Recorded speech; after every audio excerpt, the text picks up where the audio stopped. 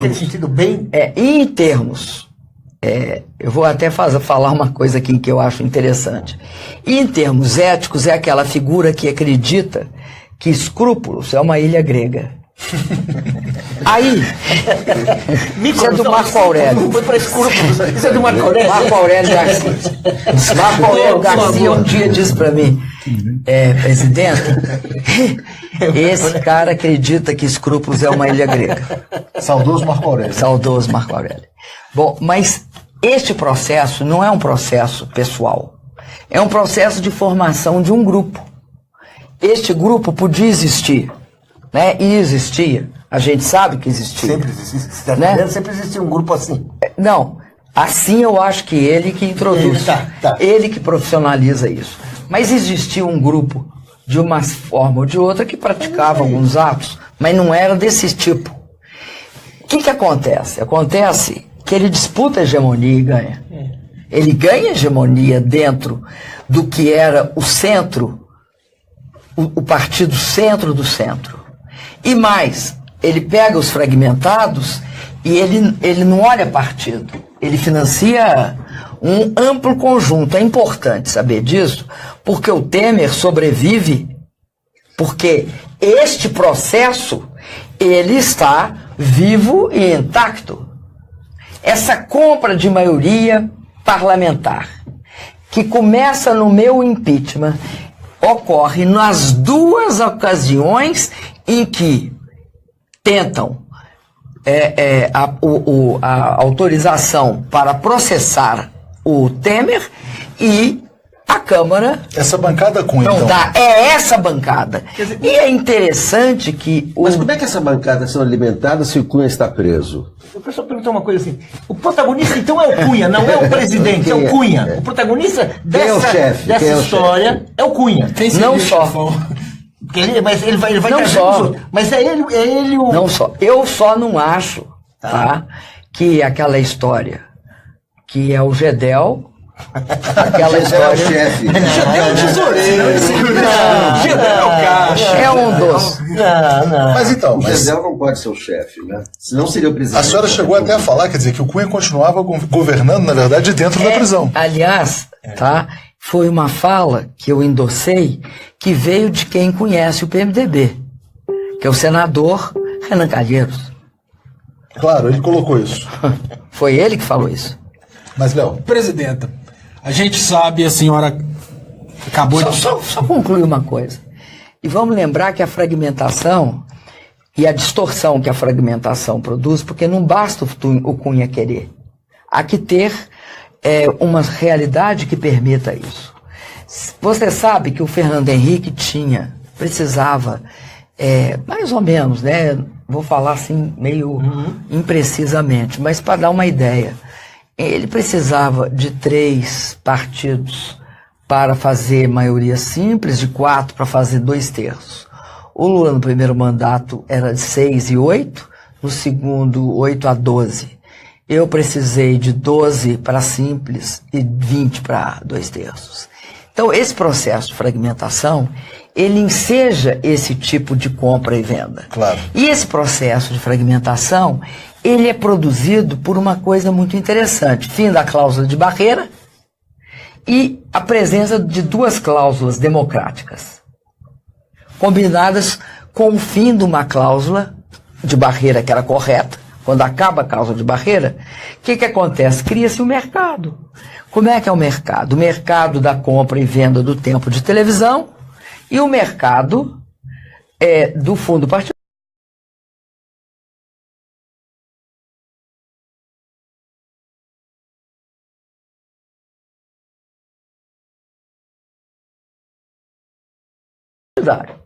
Se tem esses 2 mercados, você tem uma proliferação de partidos.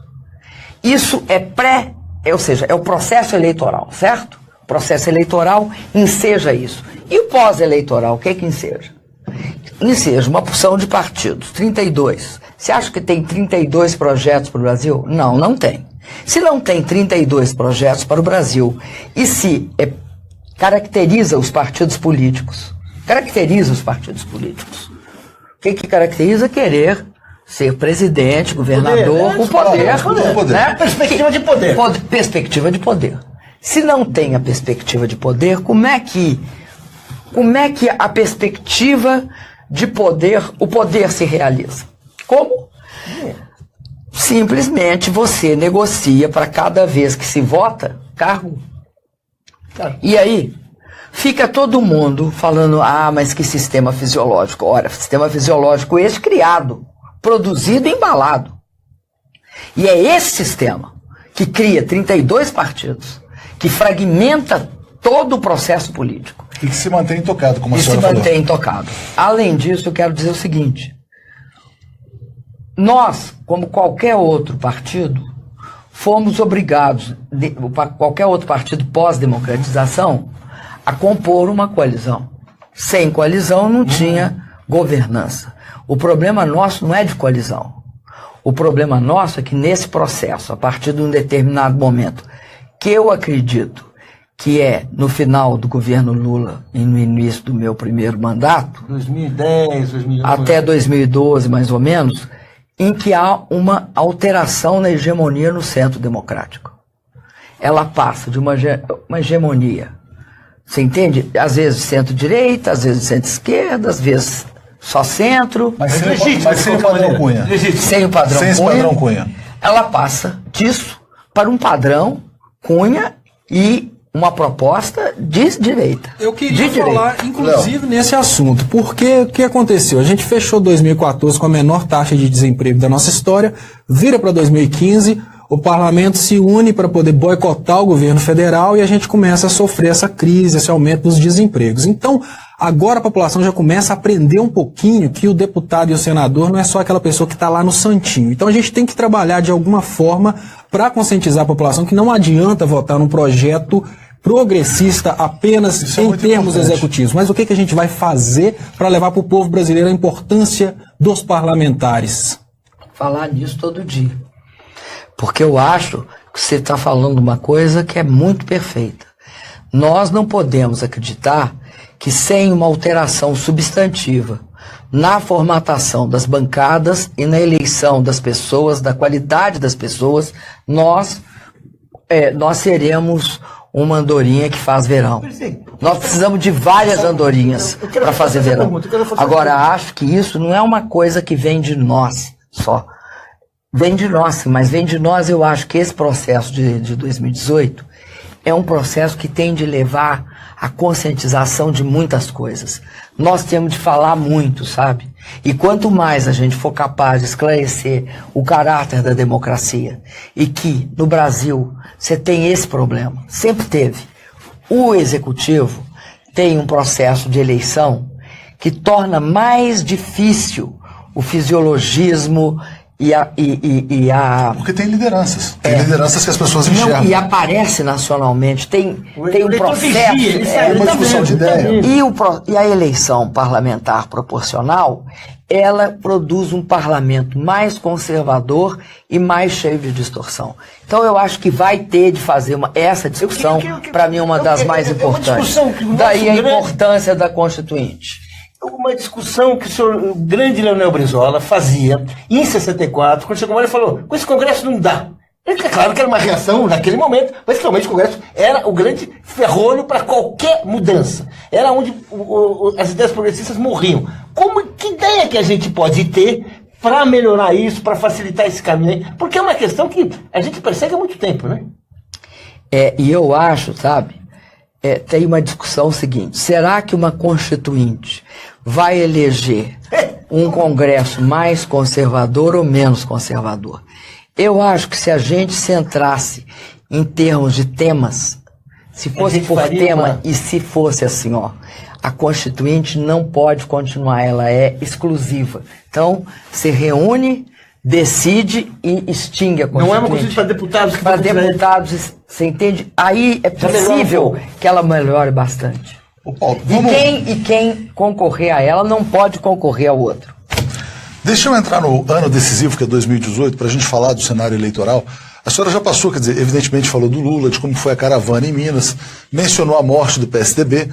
E esse golpe, ele, pelo menos, ele foi pedagógico. Quer dizer, a gente olha hoje, Temer é o governante, porque a gente não chama de presidente, mais impopular do mundo. 95% de rejeição. Aécio é o político brasileiro que liderou o golpe, que aparece em segundo lugar com 93%. E o Cunha está condenado... 93% de rejeição. De rejeição. E o Cunha é condenado a 15 anos de prisão. Então esses três personagens meio que... Quer dizer, foi uma autocombustão ali, quer dizer, se implodiram. Agora, estão tentando fabricar candidatos. A gente vê o seguinte, quer dizer, tentaram o Dória, tentam o Huck, toda hora tentam tirar um coelho da cartola para enfrentar o Lula. Como é que a senhora está vendo esse dilema, vamos dizer assim, da direita brasileira que tem que achar e fabricar alguém que seja viável? Ou será possível? Eu acho que está muito difícil. E acho que a direita brasileira corre o risco de estar sendo representada pela direita, pela extrema-direita. E aí é que é o problema. Para eles, eu não acredito, eu acho que o Bolsonaro comeu uma parte importante do voto conservador. E não acho que o Bolsonaro tem aquele perfil que foi criado, vamos dizer assim, ele foi criado pela mídia. Ele é fruto da intolerância cultivada por esses fazedores de golpe, tá? Com papinhas, né? Dando na boca, assim, dando na boca, porque a intolerância necessária para criar um ambiente de golpe, ela é muito forte. Primeiro, ela monta a justiça do inimigo através das investigações e do uso de investigações que você pode concordar que é necessária no Brasil, investigar a corrupção, impedir a corrupção, mas se há de convir que isso não pode transformar numa arma política sob pena de distorções imensas que vão condenar in limine todo o processo de investigação. Então o que acontece? Eles abrem a caixa de Pandora, sai uma opção de monstros. Sai o monstro da intolerância, o monstro da violência, o monstro do bullying, da luta política violenta, do machismo, né, do anti... Só falta o rearmamento da população, falando dessa violência. Pior ainda, o bullying da censura. Censura ao Caetano. Da censura ao Caetano, da censura à exposição no Santander. Enfim, aquele clima. Eu vivia a ditadura. Eu vivi um pedaço da ditadura. Isso lembra o clima da ditadura para a senhora? Lembra o golpe 2. Por quê? Eu lembro o AI-5. Porque o que acontece? Até o AI-5 foi um momento de grande eu vou falar uma palavra, é quase uma revolução cultural. 68 e antes de 68, o que havia de cinema, o que havia de teatro, o que havia de música, né? Nós vivemos mesmo na ditadura. Não, você dá um golpe em 60, eles dão um golpe em 64.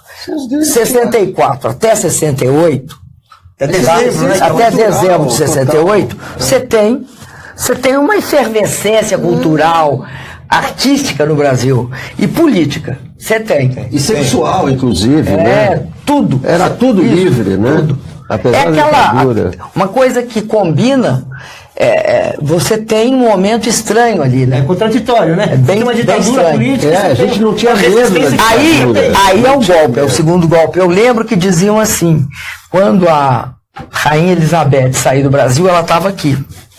Eles vão dar um golpe.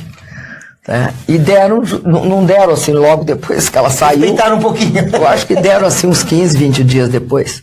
E o golpe foi um fechamento total, né? Aí foi o esquema da ditadura propriamente dita. A ditadura propriamente dita está ótima. Mas aproveitando, a senhora acredita no segundo golpe ou vamos vencer esse pesadelo? Eu acho que tem a ameaça do segundo golpe. E a ameaça do segundo golpe está muito centrada em impedir o Lula de ser candidato. Impedir o Lula de ser candidato. Eu acho. Né? Isso. Eu acho que o segundo golpe, a síntese dele é isso. Impedir o Lula de ser candidato. Para quê? Para quê? Tira o Lula para vender o pré-sal, privatizar a Eletrobras mais rápido, enfim, acabar com a Previdência e fazer essas reformas que estão em compasso de espera. Eu acho que eles, se eles tivessem um candidato, tá? Eles já, acho que, por exemplo, várias coisas eles já teriam resolvido, tá? Eles já teriam negociado com o Temer, já teriam liberado muita gente de acusação. Vocês já estavam pacificando. Já estavam pacificando. Agora, não seria o momento da elite brasileira se reconciliar com Lula? Porque, assim, quer dizer, será que ela é capaz de medir as consequências dessa radicalização? 40% de votos, 35, 36, quer dizer, aí você chega, tira numa canetada. Eu acho que a gente não sabe direito se não tem segmentos que tem essa propensão. Pode ser que tenha. E aí, o segredo é que a propensão é um acordo com ela. Pode ser, eu não sei. Eu não tenho assim, uma ideia que sempre existiu. Vou fazer uma pergunta assim. A ideia de uma coisa que sempre se pergunta: existe afinal a chamada, a velha burguesia nacional, aquela que seria progressista, aquela que tem interesse? Como é que a senhora vê essa discussão hoje? Depois de tudo que foi feito com o Brasil, depois dessa venda do pré-sal desse jeito? Posso falar? Fala. Eu acho o seguinte. Eu acho que a visão de burguesia nacional, que era típica dos anos 50, 60, 70, isso não existe. O nível de integração internacional é muito elevado. Mas eu acreditava que havia segmentos que tinham interesse no desenvolvimento do país. Porque, de alguma forma, obteriam vantagens se o país crescesse, desenvolvesse e tivesse presença internacional. Né? Eu vivi o Brasil ultra respeitado no exterior. Né? Eu vi e vivi. O respeito não era só empresarial, era respeito dos dirigentes internacionais todos, primeiros ministros, chefes de Estado de governo.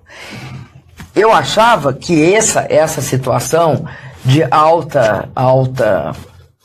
autoestima brasileira, e era uma consideração inequívoca, que isso seria importante, e que seria importante. Duradouro. Do governo. E também que seria de Estado, né? E também que seria grande vantagem para esse pessoal um mercado interno forte.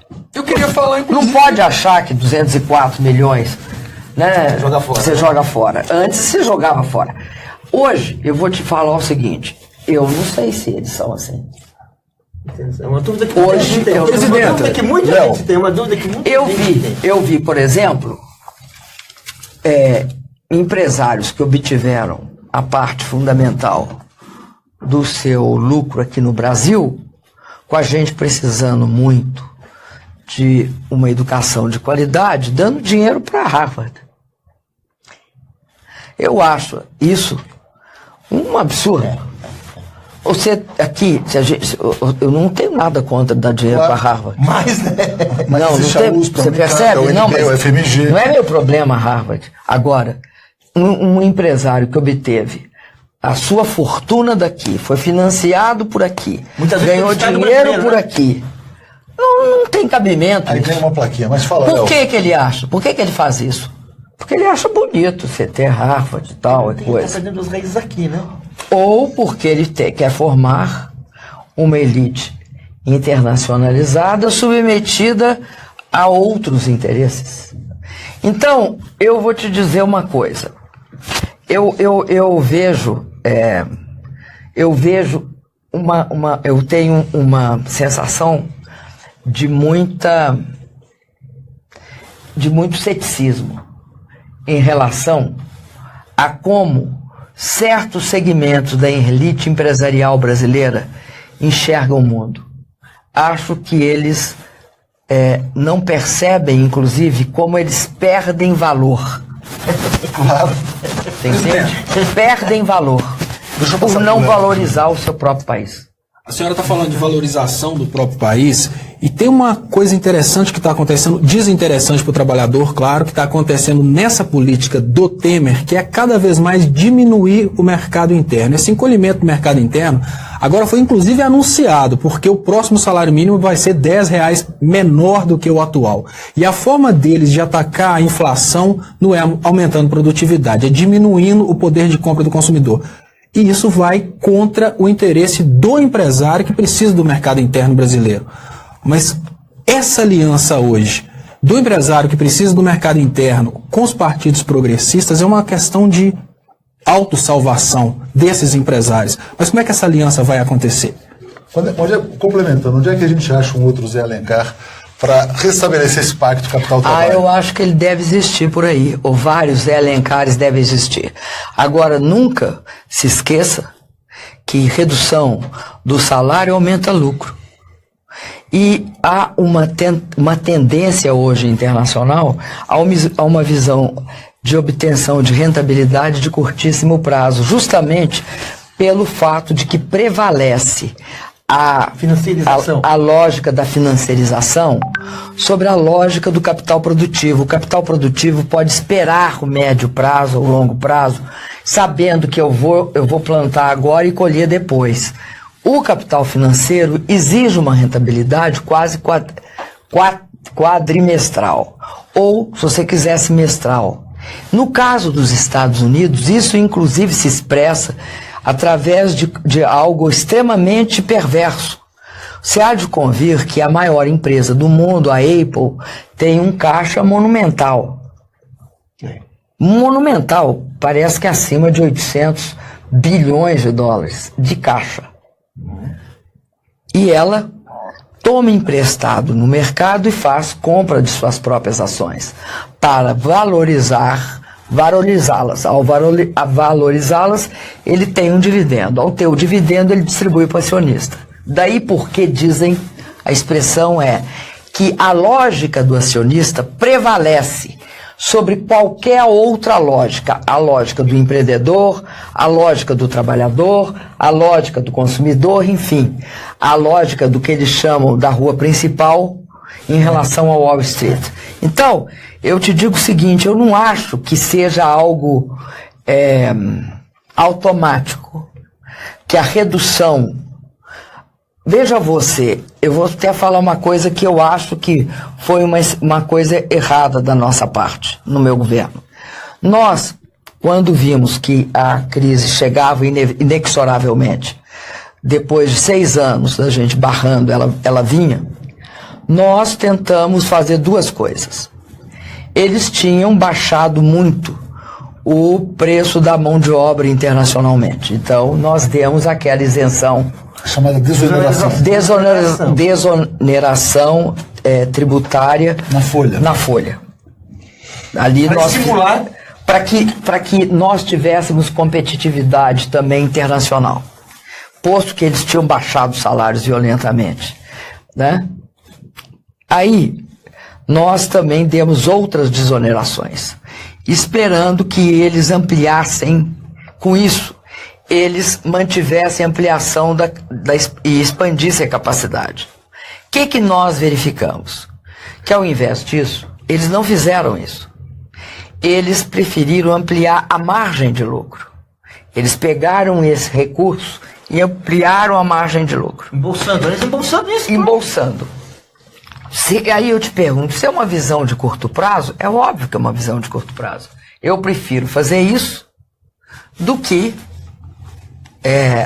ter um lucro sistemático daqui a pouco, ajudar o país, etc. A mesma coisa eu te digo. Quem te garante que eles não estão preferindo embolsar o que eles vão ganhar, reduzindo o custo da sua produção? Mas o que tem de empresário quebrado por aí, aluga, vende, é por todo canto. Quer dizer, para muitos empresários médios, esse projeto aí foi um desastre. Mais do que um desastre, um suicídio. Suicídio. E eu acho para muitos empresários grandes é um suicídio também. Porque já se provou que esse método não dá certo. Inclusive, o próprio Fundo Monetário, não sei se vocês sabem disso, o Fundo Monetário e, se eu não me engano, o banco aquele UBS, que é o banco dos bancos, né? eles têm estudos que mostram que reformas trabalhistas do tipo que foi feita aqui no Brasil tem um efeito ao contrário, perverso. Isso é provado mesmo, provado em grandes casos. E que isso não deve ser feito. A estabilização econômica que o país acaba acumulando nos próprios trabalhadores, ele passa a ser de responsabilidade do governo. Você tira do trabalhador aquela responsabilidade de fazer uma estabilização econômica futura no momento de crise e passa para o governo. Só que o governo não guarda, o governo não tem. Então, na hora, a bola estoura. Ao mesmo tempo, isso afeta diretamente o problema da demanda. A demanda já está deprimida. O que você faz com isso é deprimir ela ainda mais. Claro. Ela não sabe? E outra coisa, é a teoria do corte de gasto. A teoria do corte de gasto é que você não tem de resolver o problema pelo lado da receita. Só corta gasto. A emenda do teto do gasto é isso. É achar que você sai de uma brutal recessão só cortando gasto. Com o corte de gasto, você aumenta a redução da demanda. E aí você agrava a recessão. Mas também tem outro fator. Aliás, só um ponto que eu acho que é importante, quer dizer, tocar na questão fiscal. A gente fala muito desse tema. Quando a senhora, assim, quer dizer, foram 4 anos de superávit, os 4 primeiros, e apareceu um déficit no finalzinho, né? E eram 20 bilhões, se eu não me engano. Quer dizer, hoje o Brasil está rodando a 200 bilhões. Quer dizer, o pretexto para derrubá-la foi a questão fiscal, que hoje está 10 vezes pior. Quer dizer, como é que se explica isso? Pelo motivo seguinte, eles acreditaram na história da fada das expectativas. Que tinha ao sair... As pessoas, essa história é boa, é uma teoria boa de ser explicada com a teoria de uma fada comandando a economia, né, que tem uma fada que vem aí, né? Bom, tira a Dilma, primeiro a gente tira a Dilma e depois tudo se resolve. Expectativas racionais, essa era a fadinha. As pessoas vão fazer o que parece que vai tudo dar certo em um ano. Vai tudo dar certo. É o seguinte, que tinha um problema seríssimo, era das expectativas. Porque havia uma coisa que até o Keynes chamava de espírito animal reduzido. Ele não quer investir. Porque as expectativas são negativas. Então, a fonte da expectativa negativa era eu. Então, me tira. E tudo vai se resolver. Esse governo do PT também, né? Claro. E tudo vai ser resolvido, porque isso é um problema de expectativa. Isso significa que eles subestimaram a própria crise. Porque no final de 2014, na metade de 2014, acontece um fato que é extremamente relevante para o Brasil. Você tem uma queda violenta do preço das commodities, em especial do petróleo, dos minérios e dos alimentos. Você tem uma queda vertiginosa que produz problemas na China, produz problema no Brasil, produz em todos os países emergentes. Aqui no Brasil, como é que se transmite esse problema? A gente tributa a Petrobras, a Vale, a gente tributa esse pessoal. E uma das fontes da receita do Brasil vem daí. A queda do preço implica também numa queda de receita. Além disso, naquele momento, os Estados Unidos, que estava numa política de expansão monetária, justamente naquele momento, ele sai da política de expansão monetária. Quando ele sai da política de expansão monetária, tem um impacto cambial, né?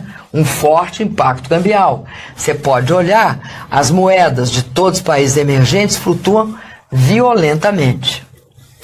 Além disso, no Brasil, nós tínhamos o 5º ano da crise hídrica. Tá? Que agora as pessoas estão descobrindo. Vão descobrir. Agora vão descobrir. Está aprendendo o que significa a bandeira vermelha. Porque naquela época, quem aumentava a luz era o presidente. Agora hoje eles estão entendendo que a luz aumenta quando aumenta a demanda por combustíveis fósseis. Quando secam os reservatórios. O povo está aprendendo agora direitinho. Porque agora a Globo é obrigada a falar a verdade. Não, mas não fala que foi o Temer que subiu a luz, é diferente. Não fala que foi o Temer que subiu a luz. Mas sabe que é muito interessante porque eles confiaram nessa história da expectativa? Porque desde 2013 eles estão trabalhando a quebra da expectativa do brasileiro. E como eles fizeram esse mecanismo de apodrecimento da economia brasileira, tirando a expectativa do brasileiro, falando da crise, eles imaginavam que esse era o único problema. Então eles achavam que como eles fizeram, eles tinham condição de reverter. Léo, eu estou preocupado preocupada com o seu horário, então eu queria só que a senhora fizesse aquele retrospecto de tudo o que a senhora enfrentou de bullying nesses anos. Então, por exemplo, você tinha lá a Dilma pisou no tomate, depois tinha os apagões que iam vir e que não vieram, tinha a quebra fiscal, quer dizer, foi muito a Copa que não ia dar certo, a Olimpíada que ia ser um fracasso. O trabalho do fake news, né? Isso é um trabalho que precisa ser Mas combatido. era um fake news feito pela grande imprensa, em grande medida. Totalmente feito. Tinha uma coisa que era o seguinte, eu lembro que eu fui inaugurar, os aeroportos desse país são outra coisa, vocês vão convir, né? Aí de uma empresa de transporte aéreo que se atrase, que não transporte mala direito, etc. Bom, mas aí eu fui inaugurar um aeroporto. E aí eles descobriram que tinha um banheiro pingando. Foi um escarcéu. A gente lembra disso, porque teve uma chuva também monumental, foi em Brasília, se eu não me engano. Olha, tinha coisas do Arco da Velha. Agora, eu acho que o lamentável é que também teve toda uma linguagem misógina e machista. Que era assim, ó, quer ver? A Dilma é uma mulher dura. Começa a dizer que é uma mulher dura. Tem alguma coisa errada aí, né? Tem alguma coisa errada aí. Pois é, mas é uma mulher dura. Um homem é um homem firme, né? Firme ali. Eu não, era dura. Dura e um tanto insensível. Ao mesmo tempo, porque não tem nenhum compromisso com a lógica. O menor compromisso com a lógica. A Dilma é uma mulher emocionalmente instável. Muito emocional. Um homem não, um homem é sensível, entendeu? Sensível. A Dilma... Muito remédio. Não, e fizeram uma vez um médico meu disse que eu tinha algum problema, que eu não tinha depressão. E devo ter mesmo, eu não deprimo. Esse é um problema.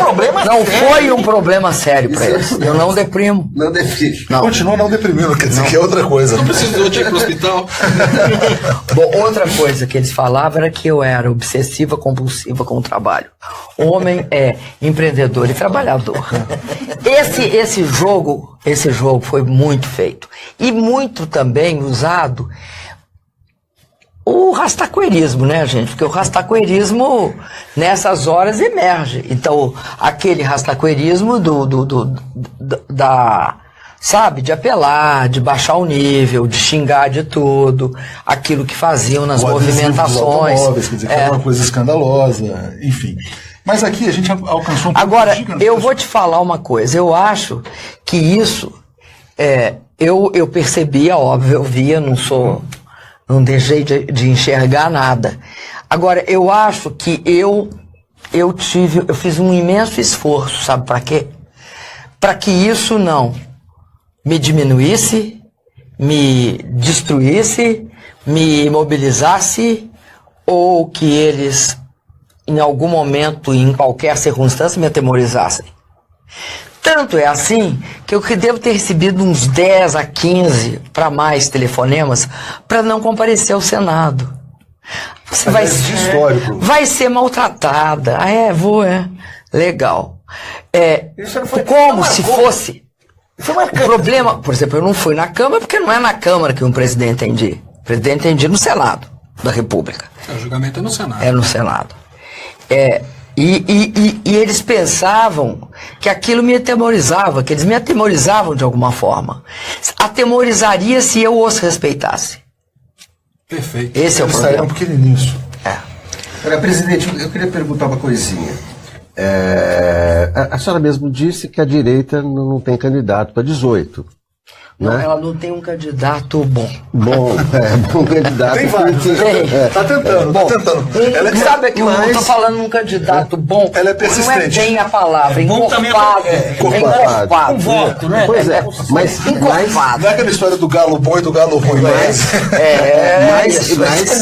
entendemos. Mas como todo governo, embora legítimo, eles têm a perspectiva de poder, eles querem continuar, eles não vieram como provisório, eles querem continuar. Mas não tem candidato. Então, não basta impedir só o Lula, né? Quer dizer, a senhora não acha que eles podem tentar impedir a própria eleição? Ou eles têm força para isso? Podem. Força, não sei. Força depende de nós todos, né? É muito importante, presidente. Força depende. Por isso é que eu acho que hoje o aspecto democrático, ele prevalece, sabe, Alex, sobre todos os outros. Por quê?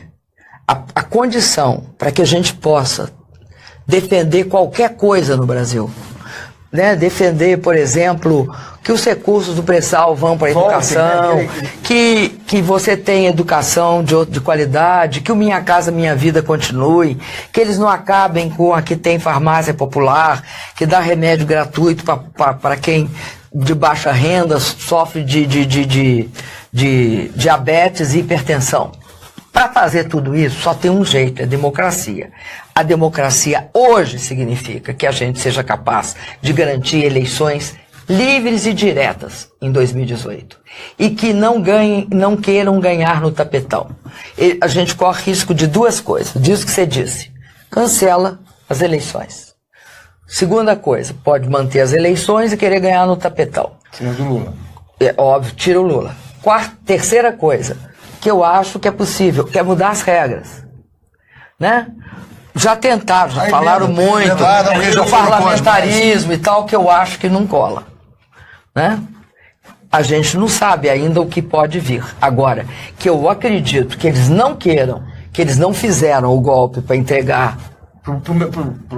Agora, o problema é que eles erraram a mão, né? Você sabe que quando se comete a quantidade de erros cometidos nesses últimos 2 anos, né? É impossível. O que eles fizeram? É uma ruína isso, pô. Quem é que não viu até agora? Eu sei, daqui a pouco eu tenho que sair. Eu vou ler um comentário aqui da Sara Sead, que eu acho que resume essa ruína.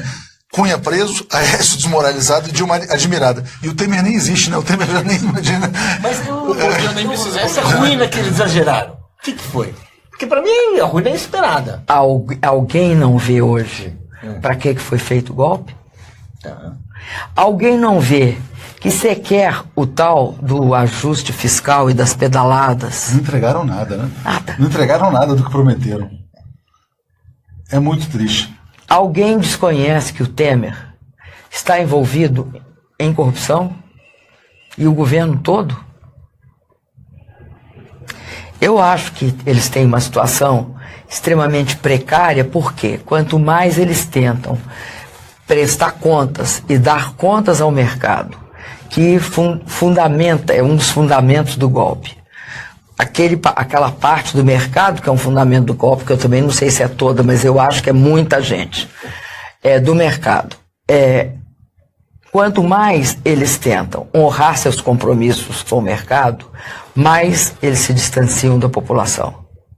Mais eles ficam ilegítimos perante a população, impopulares. Por que ele fala que não liga para a sua popularidade? Primeiro, porque ele não teve voto. Não daria para ligar também, né? Não, mas ele não teve voto.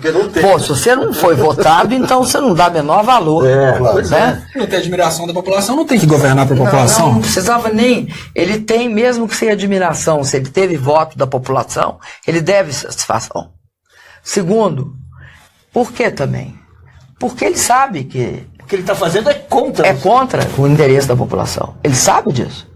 Não tem a menor dúvida. Isso não lhe dá nenhuma culpa, ele faz, né? Eu não sei, viu? Isso que ele vai levar com ele, né? O sujeito não parar no meio, você fala, peraí, olhar no espelho e falar assim, vou pra casa. Será que é isso que eu quero deixar como lembrança? Quer dizer, é complicado, né? Enfim, mas eu sei que a senhora tem um voo. Eu queria muito agradecer, porque a gente teve uma audiência fantástica, a gente vai reprisar.